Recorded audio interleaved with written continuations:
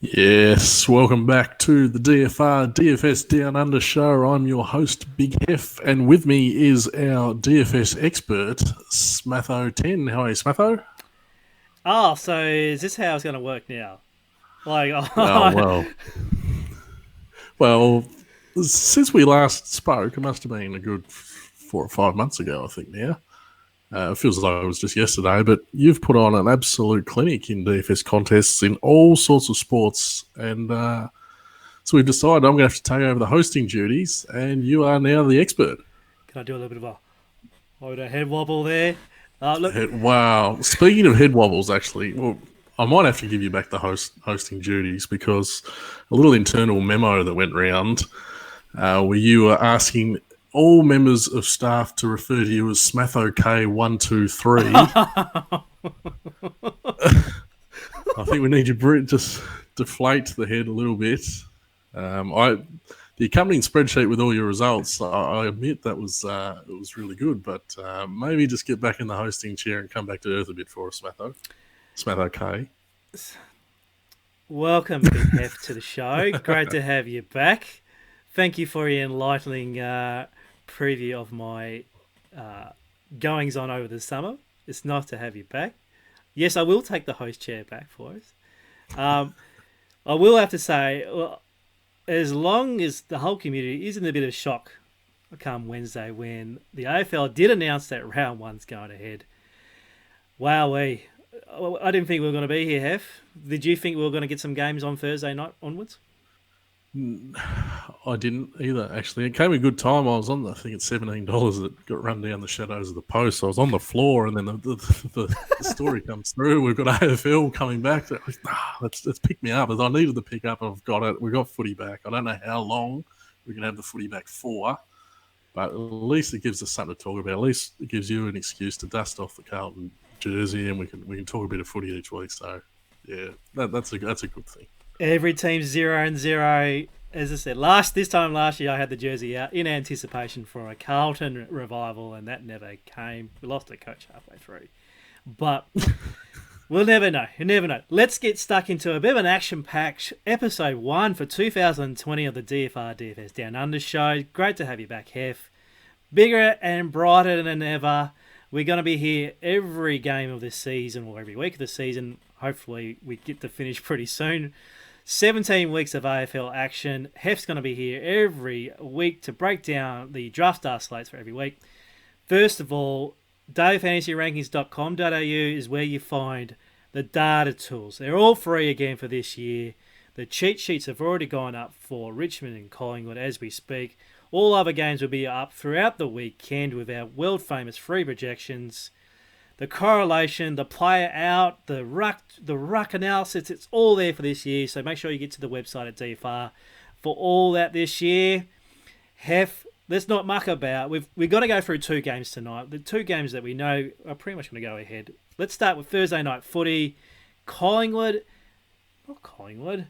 It's Carlton. Far out. I haven't got episode 1. I've already stuffed up, mate. It is Carlton versus Richmond at the MCG. $100,000 on Draft Stars is available. Currently, the line got smashed today with the 16-minute quarters, 140.5. Richmond have a 20.5 line. Mate, first question, the hot topic now. 16-minute quarters in the AFL to jam all these games in as we can. What are the implications for AFL fantasy and especially here in DFS slates? Take it away, Hef. Wow, geez, you've nailed me right off the top there with that question. I think there's two ways to look at it. Number one is the obvious. It's going to be easier for the mids to spend a bigger majority of the game in the middle of the ground. The main midfielders, they're not going to have as many rotations because they don't have as long to play for. So my initial thoughts are it's going to lean us more towards playing the main midfielders, and then those guys that play up forward and down back, and then they sort of run through as the second string rotations while the main guys are having a break. I don't think they're going to get that opportunity. So I'm thinking that's going to hurt the scoring potential of those guys. You know, the young guys or the fringe players, that they get a bit of a look in. That look in might be a little bit less. Yeah. the AFL has brought this in, I think.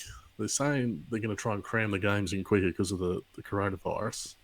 So maybe they're going to try and get some teams on the quick back up, and this is their way to look after the players. And maybe the idea is that teams aren't going to play these big midfielders through the middle of the ground as much as what I expect. But if I'm a coach, I'm not looking forward. I'm not looking past next week. I'm putting my main guys in the middle of the ground for as long as I can. So that's the way I'm leaning. You reckon it will be a really hot pace now with a shorter times, which means could lead to more, say, tackles or more pressure around the ball? Um, Possibly. I don't think it'll have a huge impact. It's what is it, about 20% of the game time. Um, no, I think the game's pretty hot as it is. I don't think it's going to have a huge impact on that basis. But yeah, I'm really looking close at the fringe players in these first few games just to see how affected they are by the changes. All right, let's get stuck into the slate itself. So Richmond have already lost Bashahuli with a calf injury, and Eddie Betts is also out for Carlton with a hamstring injury. We're already aware about Charlie Curnow and Harry McKay. They're also missing from the side. They're two main key forwards. Hef, let's look at the slate itself. It's going to cost you $20 for an entry for the 100k pools. We've got the high roller pool, on which I'm sure you'll chuck in your 3 max entries in there straight away for us. I'm surprised you're not in entered already. And then you've got the single entry, which you might find a little Smatho K123, as you like to refer me. I might find myself in the single entry taking that down. Where you're targeting in this particular matchup straight away? I'll be in the single entry. I love the single entry. I That's love one of my favorite contests. First of all, one of my main men is Basher Hooley, so I'm shattered not to see him out there, and I'm glad it's just a calf and not the actual virus. I think that really opens us up. First of all, let's just touch on the preseason form because I think this can get overplayed somewhat when we get to round one. The teams try a lot of different things in the preseason. Maybe not so much this year because they only had the 2 Marsh games, but these are the only scores we've got to work with this year, so they might be a little bit overblown. That being said, I think 2 guys that stood out in the preseason, Jesse in his article that we've got on the site already, he's nailed these as well. Liam Baker's around 8,000 for Richmond. He looks set to slot into that Basher Hooley halfback position, pushing up a bit to the wings as well. We saw last year that he has been capable of getting up towards that 100-point scores. At 8,000, I think he's a great play. The other one is Carlton's Zach Fisher, who was getting a lot of more time around the ball in the preseason. He's in the 7,000s. He's so hard to go past. It looks like he'll keep that role going into round one. So there's a couple of guys. I don't want to get too sucked into the preseason forms. I think everyone will be, but they're the 2 guys that stand out for me that we sort of want to run with, especially to save our salaries for the big guys. How about my returning prodigal son in Sam Doherty? 11,800. It's going to be immensely popular with the potential and ceiling that he had in the past. Is he just lock him in and throw away the key? Or do you have some reservations or doubts here that Sam Doherty can achieve what he has done in the past? Wow. He's pretty obvious, isn't he, Doherty? All the Dream Team guys, they'll all love him. He hasn't played for 2 years, let's be honest. 11,800. He's, for a guy of his capabilities, you'd say he is thrown in, but I'm trying to find a way to fade him because he's going to be so popular. All I can say is he hasn't played for 2 years. He's up against the best team in the comp, but they do give up a lot of points to the back. So as I was researching some of the back lines, I was looking at Cade Simpson last year, and he had a 92 and a 122. Nick Newman had a 115 and a 109 against Richmond.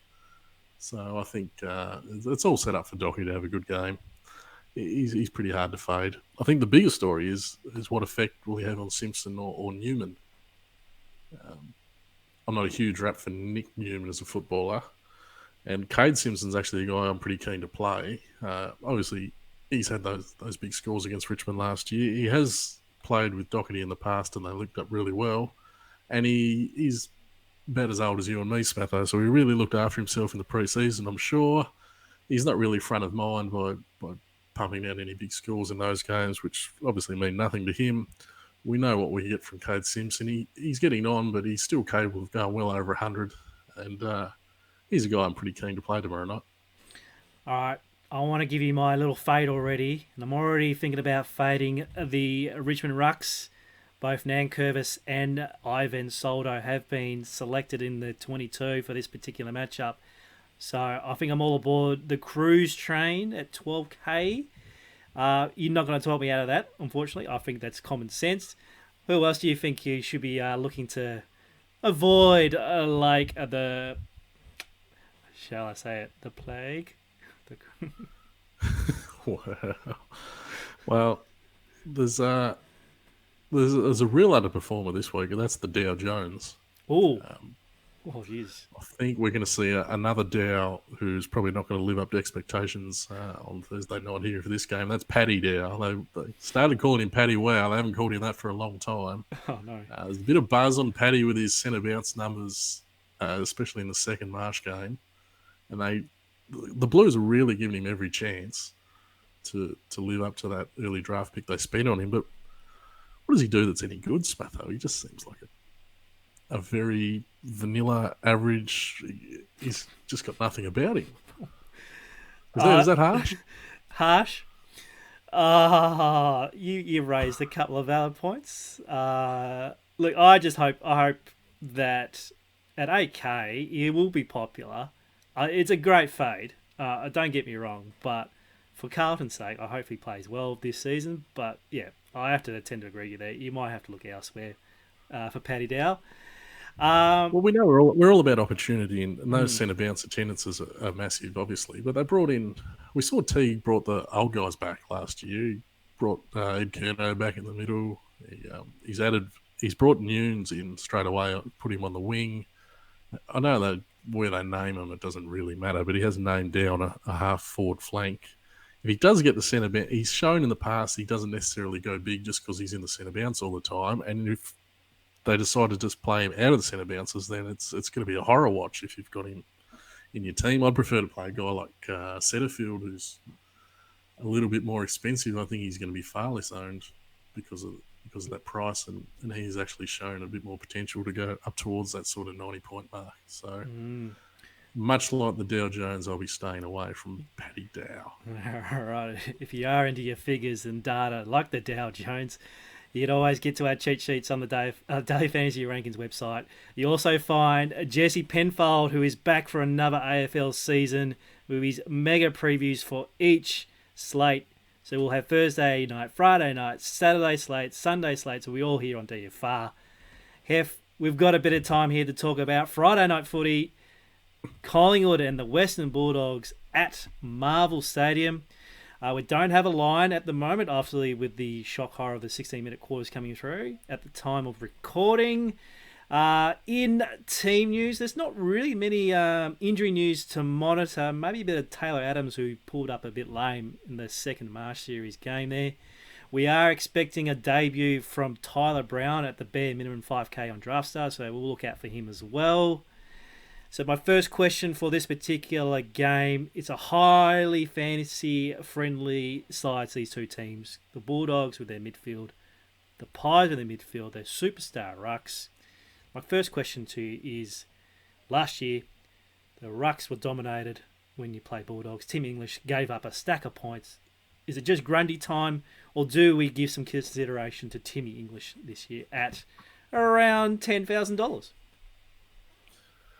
Well, he's going to come good eventually, isn't he? English. He improved a fair way last year. You assume he's going to put a bit of weight on. He's going to improve again, but he's coming up against the number one, Reg Grundy. He's the best in the comp by far. 16,000. I don't think that's too big. Beveridge is talking up English as he should do. He's one of his young draw card players, but he's been mentioning about him playing up forward. If he plays a bit of time up forward, that's just a disaster for his scoring output in fantasy.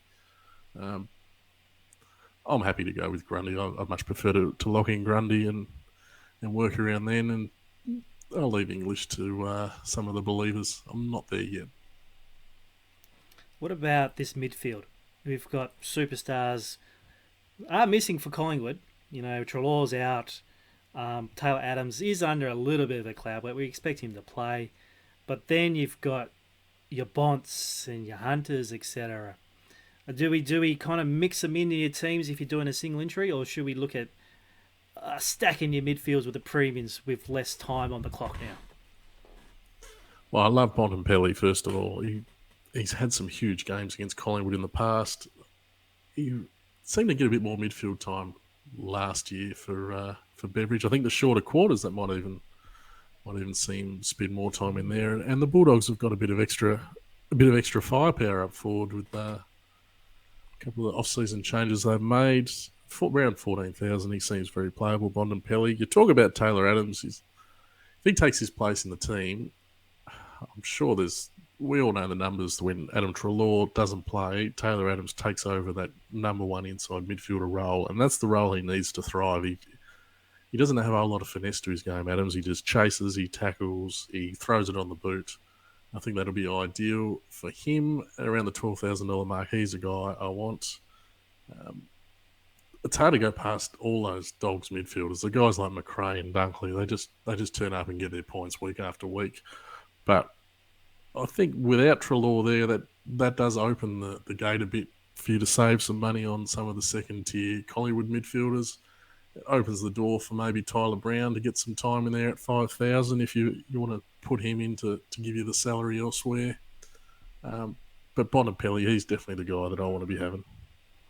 Massive question without notice. It's not on our little run sheet here tonight. Collingwood backs. Now, I was certainly tilted in the second Marsh game by not picking Jeremy Howe. 10,950 here on Draft Stars. Does he have a role floating around getting cheap kicks, or is he going to be a key defender in this particular matchup with not really many Bulldogs kind of forwards to match up against? No, they've always been quite small up forward traditionally, the Dogs, haven't they? They brought in Josh Bruce. Obviously, they've got the astronaut up there, Aaron Norton. But the Collingwood, they don't lack for big bodies down back, and they tend to chop and change pretty easily. I don't necessarily think he's going to have a lockdown role there, Howe. So at 10,000, we know he's got a ceiling that makes him playable. I find it really hard to catch those pie backs, to be honest. They all sort of chop and change. But you do know that when they do link up really well together, so you do tend to want to play a lot of them together, Collingwood. How's that? Clear as mud? Clear as mud. Well, I'm going to put you on the spot all season long. Don't worry about that, Hef. We're going to keep your sharp mind on turn. Now, obviously, Jesse will have his preview up for that particular game later on Thursday for the contest on Friday night. Before we wrap up our little jam-packed show tonight, Schneekies are back. And look, with the AFL springing the surprise that they are going to be running tonight, I don't really have any fancy prop bets here for you, but I do like the Bulldogs at the line tomorrow at around the $1.95 line. So that's my little sneaky for the week. We'll prepare next week, which will be on Wednesday nights, continue throughout the season so we can preview the Thursday night games going forward.